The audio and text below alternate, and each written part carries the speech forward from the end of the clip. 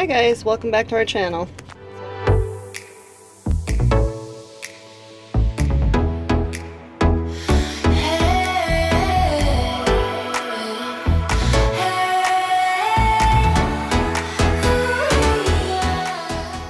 So I found a recipe on the internet last night that sounded amazing, so I wanted to give it a try. We're trying to eat healthier in the new year. So this recipe is called an Almond Joy breakfast cookie. It sounds like dessert to me. I don't know if I'd eat it for breakfast, but we've got one banana, which I've mashed. And the recipe calls for a half a cup of coconut oil, but I decided to do half and half coconut oil and vegan butter. I thought it might give better flavor. I like to use this vegan butter Earth Balance. It's really good if you've never tried it. It's yummy stuff. Tastes just like butter, but with less guilt. And then we've got 2 1/4 cups of quick oats. The recipe suggested to use part quick oats and part rolled oats, but all I have is the quick oats, so we're going to use that. We're going to do about 2 tablespoons of maple syrup. The recipe calls for stevia, but I don't have that, and I would prefer maple syrup anyway. I think it tastes better, so we're using that. 1 egg that's beaten, and then in my little shot glass I've got a half a teaspoon or 1 teaspoon of baking powder and a 1/4 teaspoon of kosher salt. And then in here we have 1/3 cup of chocolate chips. I'm using dark chocolate chips. And I thought it said a third of a cup each of the shredded coconut and chopped almonds, but it was supposed to be a 1/4 cup of each, so I've got too much of each of those, so hopefully that will work out okay. This recipe is vegan and gluten-free, and it looks pretty easy. We're just going to throw it together real quick. Hold on while I move the camera. Okay, so basically we're just going to add everything in except for our almonds, coconut, and chocolate chips with our mashed banana. So here's my butter and coconut oil, which I melted in the microwave for about 30 seconds to make it easier to work with. Got our quick oats, our egg, baking powder, and kosher salt. And the recipe called for 15 drops of liquid stevia. I'm going to use 2 tablespoons of maple syrup. It just seems like a good amount. I'm just guessing. And we're going to mix that all up just till it's nice and incorporated. And it does looks like oatmeal cookie batter already. And you can see it smells good already. Probably should get a spoon. I'm using the fork that I used to mash the banana. Let me grab a spoon.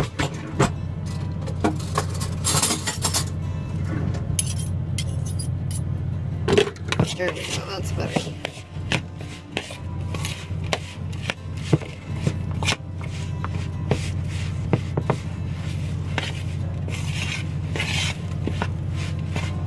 And then once that's all mixed in, you just add your other ingredients.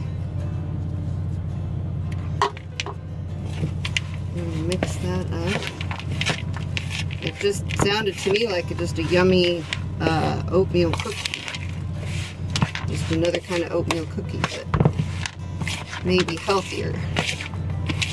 It's definitely full of a lot of healthy fats, and dark chocolate chips are good for you. And it is called a breakfast cookie. I don't know if I would eat it for breakfast.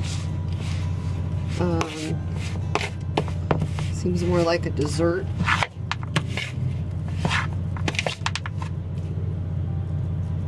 There's something in there. What is that? Oh, it's an almond. Okay. I saw something weird in there, but it's just an almond that didn't get chopped up very much.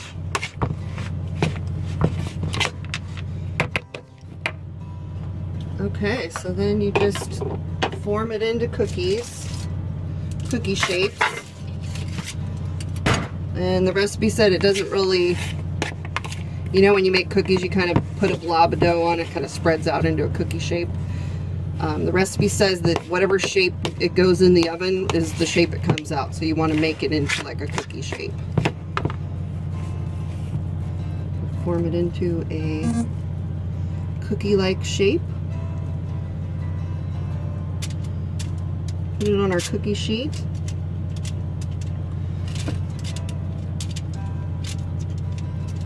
And then bake for, uh-oh, my battery's about to die. Okay, I'm gonna work on this and charge my phone. So you're gonna bake for 15 minutes at 350. So I'll be back. Okay, so I got them formed into my cookie shapes, and I made them kind of on the big side. It looks like it'll probably make, I have that much left too. It'll probably make just over a dozen at this size, but you could definitely make them smaller and probably make 2 dozen. So the recipe calls for a 350 oven, but I'm using convected, so I'm going to do it at 325. Because you usually lower the temp. So we're going to stick them in. Cook them for 15 minutes or so and see how they come out. So here's what they look like fresh out of the oven. They smell pretty good. We're going to let these cool off and then give them a taste test. And I think just for kicks, I'm going to take the rest of the batter that I have and form it into a bar and bake it that way and see how it comes out. Alright, we're fixing to try these cookies. They're still really hot, but we're both really curious to taste them. I got my official taste tester right there. They're pretty hot. Yeah, so here we go. Chocolate's still melty. Don't burn yourself.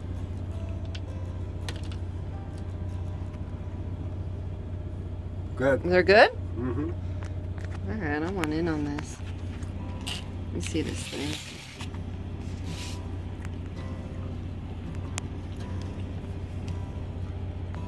Mmm. They definitely need to stiffen up. They are good. Not real sweet. You can taste a banana in there. I could see if you wanted them sweeter, you could add more maple syrup. But yeah, they're not real sweet, so that would be good for breakfast. Alright, these are pretty good. So I got this recipe from the channel, Clean and Delicious. I'll put a link to it in the description. You can get the recipe and watch how she made them. So I'd give this 2 thumbs up. They're not real sweet, so if you're expecting like a cookie taste, you might be disappointed, but the human garbage disposal gives it 2 thumbs up, so that's a good sign. So I did make the rest of it in a bar shape, and I think it will work. Could cool it off and cut it up into squares. I think that'd be an easy way to take all the batter and cook it all at once. Spread it, you know, like you do with cookie dough where you make cookie bars. I think you could do that with this as well. So there you have it. Until next time.